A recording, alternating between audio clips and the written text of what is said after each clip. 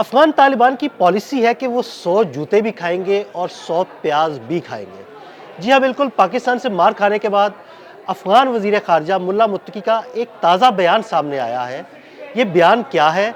आमिर रज़ा मेरे साथ मौजूद है, उनसे बात करते हैं। आमिर भाई, पाकिस्तान से मार खाई यानी प्रॉपर जूते खाए, और जूते खाने के बाद अब मुल्ला मुत्तकी का एक बयान सामने आया है, हमारे नाज़रीन को ज़रा बताइएगा। देखिए, पहली बात तो ये है कि आपने बहुत सही मुहावरा जो है सही वक्त पे इस्तेमाल किया। तालिबान करते ये हैं कि कैमोफ्लेज के तौर पर जिस तरह से वो इस्लाम को इस्तेमाल करते हैं, इसी तरह से वो जो है अपने बयानात को भी इस्तेमाल करते हैं। अब दुनिया को एक कैमोफ्लेज देने के लिए कि अफ़गान जो है वो दहशतगर्दी पे आमादा नहीं है, और उन्होंने ये किया कि अपने तमाम सूबों से कि 1000 के करीब उलमा इकट्ठे किए और उनसे एक फ़तवा ले लिया कि अफ़गान जो हैं अगर किसी दूसरे मुल्क के अंदर दहशतगर्दी करेंगे तो वो हराम है। अब ज़रा मतलब को समझे, पाकिस्तान क्या मुतालबा कर रहा था इनसे? पाकिस्तान कह रहा था कि आप अफ़गान सरज़मीन को इस्तेमाल ना होने दें। देखिए, ये बहुत बड़ा फ़र्क है एक अफ़गान शहरी का किसी मुल्क में दहशतगर्दी करने का, और दूसरा अफ़गान सरज़मीन के इस्तेमाल होने का। मैंने कल भी आपसे बात की थी, इससे पहले भी मैं करता रहा हूँ। ये करते क्या हैं, ये अगर लेट्स से रशिया का कोई रेबल ग्रुप है तो उसको अपने यहाँ पनाह देते हैं डॉलर्स के एवज़। फिर उज़्बेकिस्तान का कोई है तो उसको पनाह देते हैं। फिर ताजिकिस्तान वाला है तो उसको पनाह देते हैं। ईरान वाला है तो उसको अपने यहाँ लाकर बसा लेते हैं। पाकिस्तान की टीटीपी है तो उसको अपने यहाँ लाकर बसाया। ना सिर्फ उनको मैन फोर्स जो है या आप उनको अफरादी क़ुव्वत फराहम की, बल्कि उनको लॉजिस्टिक फराहम की, उनको गोला बारूद असला और ट्रेनिंग जो है उनको फराहम की। फराहम करने के बाद उनको अपने अफ़गानों के साथ मिक्सअप किया, और मिक्सअप करने के बाद उनको यूँ समझे कि महाजर के रूप में दूसरे ममालिक में भेज दिया। जो जहाँ पर जाना चाहता है, जो रेबल जहाँ का बागी और गद्दार है, वहाँ उसको भिजवाया, उसके ज़रिए कार्रवाई करी। पाकिस्तान ने इस मामले पर अदील भाई बड़ा टेक्निकल वर्ड इस्तेमाल किया था कि आप अपनी सरज़मीन इस्तेमाल नहीं होने देंगे। और इन्होंने क्या किया? इन्होंने किया वही एक कैमोफ्लेज जो कि इस्लाम का ये इनके ऊपर लबादा उड़ा हुआ है, उसी लबादे को इस्तेमाल किया। उलमा इकराम इकट्ठे किए और उनसे कहा कोई अगर अफ़गान शहरी दूसरे मुल्क में जाकर, अब भाई आपके मुल्क से कोई दर अंदाजी के लिए आएगा तो मारा जाएगा।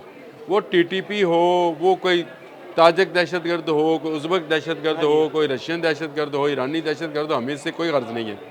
जो भी जिस मुल्क की तरफ जाएगा, जैसे ईरान ने क्या अपने सरहद के ऊपर जो 35 तालिबान फड़काए, हाँ जी, बिल्कुल। ये रिसेंटली 2-3 दिन पहले की बात है। हमने इस पे वीलॉग भी किया था। तो क्या इस पर मुझे बताएं, उन्होंने पहले उनसे ये पूछा था कि आप अफ़गान हैं या ईरानी हैं या ताजिक हैं या उज़्बेक हैं? नहीं ना पूछा था। और ये बड़ी सिंपल सी बात है, ज़मीन का इस्तेमाल।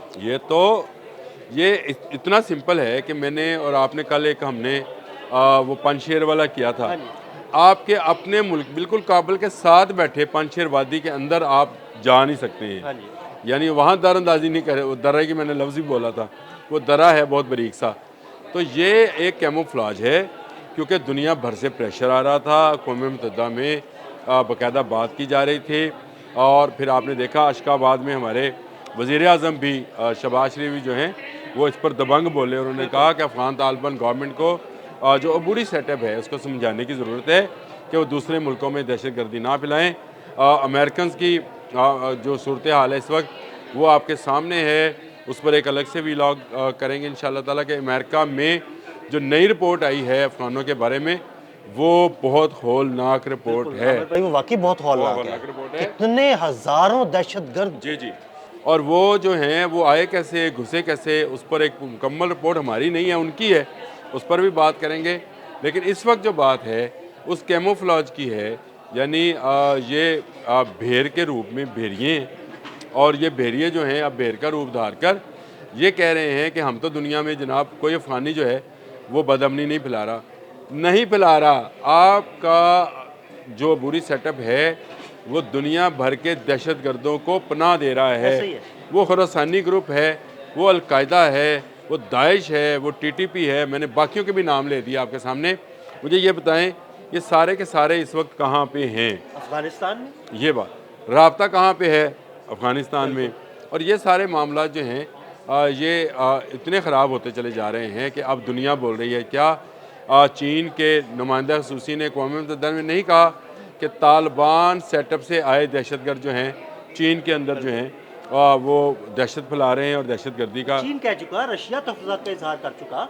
रशिया कर चुका, ईरान कर चुका, पाकिस्तान कर चुका, मुझे बताएं कौन सा, अमेरिका कर चुका, बिल्कुल ऐसे ही। कौन सा मुल्क रह गया पीछे जो ये बात नहीं कर रहा। पाबंदियाँ ऑस्ट्रेलिया में लग रही हैं, जर्मनी में लग रही हैं।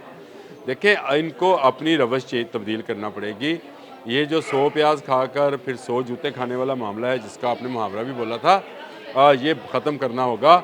आपको एक तरफ होना पड़ेगा, या तो आप फिर दुनिया का सामना करने के लिए तैयार हो जाएं जिसमें आपकी हलाकत है, या फिर आप दुनिया के साथ अमन के साथ रहने को तैयार हो जाएं। ये नहीं हो सकता कि आप भारत से हाथ मिलाकर दुनिया के किसी दूसरे मुल्क में दहशतगर्दी करें, चाहे वो ईरान है चाहे वो पाकिस्तान है, और आपको अमन से रहने दिया जाए। ये दुनिया के किसी मुल्क में मुमकिन नहीं होता।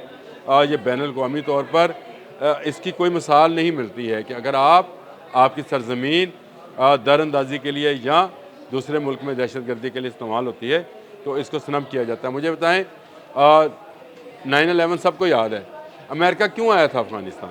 क्योंकि 9/11 हुआ था, उसके ताने बाने कहाँ से मिले थे? उसके अफ़गानिस्तान से। तो इसका मतलब ये था कि अफ़गानिस्तान के अंदर अगर दहशतगर्दों को पनाह दी जाएगी, पाला जाएगा, पोसा जाएगा, उनको असला, तरबियत और मैन पावर, ये मैं बार बार बोलता हूँ, अफरादी क़ुव्वत बहुत अहम चीज़ है। ये जो 16, 17, 18 साल के बच्चे बेचे और ख़रीदे जा रहे हैं, ये दहशतगर्दी में इस्तेमाल होते हैं। ये इनको ह्यूमन ट्रैफिकिंग के ज़रिए यूरोप में घुसाया गया है, इनको एक मुआहदे के तहत अमेरिका में घुसाया गया है, इनको महाजर बनाकर पाकिस्तान में और ईरान में और ताजिकिस्तान और उज़्बेकिस्तान में घुसाया गया है। ये वो तमाम लोग हैं जो अपने अपने वक्त का इंतज़ार कर रहे हैं कि कब इनका अमीर इनको कहे और ये बरूद बनकर जो है मासूम लोगों की जान लें। तो ये एक ऐसी सूरत हाल है जिसमें मैं ये समझता हूँ कि अब ये उलमा कराम हज़ार के बजाय 1 लाख भी कर लें तो इन पर यकीन करने वाला कोई नहीं है, क्योंकि बेयकीनी की सूरत हाल है। अफ़गान तालिबान का अबूरी सेटअप ख़त्म होना चाहिए, नुमाइंदा हुकूमत बननी चाहिए। तमाम अफ़गान जो सेगमेंट्स हैं जो वहाँ पे इस वक्त मौजूद मुख्तलिफ़ सूबों के अंदर मुख्तलिफ़ गिरोह हैं, वो इकट्ठे हों और अवाम की तर्जमानी करते हुए एक अवामी हुकूमत का क़याम किया जाए जो इस बात की गारंटी करे कि इनकी सरज़मीन किसी दूसरे मुल्क के लिए दहशतगर्दी के लिए इस्तेमाल नहीं होगी। यही मुतालबा बुरी सेटअप से पाकिस्तान का आज तक है कि भाई आप अपनी सरज़मीन इस्तेमाल ना होने दें। आप ये कह रहे हैं कि कोई अफ़गानी जाके दहशतगर्दी करेगा तो हराम है, ये तो सबको पता है कि ये सब हराम है। ये खुद कुछ धमाके करके मासूम लोगों को मारना हराम है। ये जो हेरोइन और आइस और मंशियात की स्मगलिंग है ये हराम है।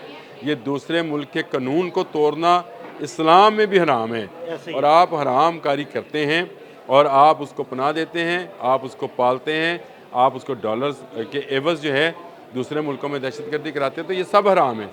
इस सारी हराम कारी को छोड़ें और आप अगर इंसानियत को समझें तो तमाम ममालिक के साथ अमन के तौर पर रहें। तो मेरा ख्याल है कि दुनिया का कोई मुल्क जो है इनके ख़िलाफ़ कोई कार्रवाई नहीं। बिल्कुल, बहुत शुक्रिया आमिर भाई जी। बिल्कुल, आमिर रज़ा ने बड़ी तफसील के साथ इस सारे मामले पर रोशनी डाली। अदील अहमद और आमिर रज़ा को इजाज़त दीजिएगा। अल्लाह हाफ़िज़।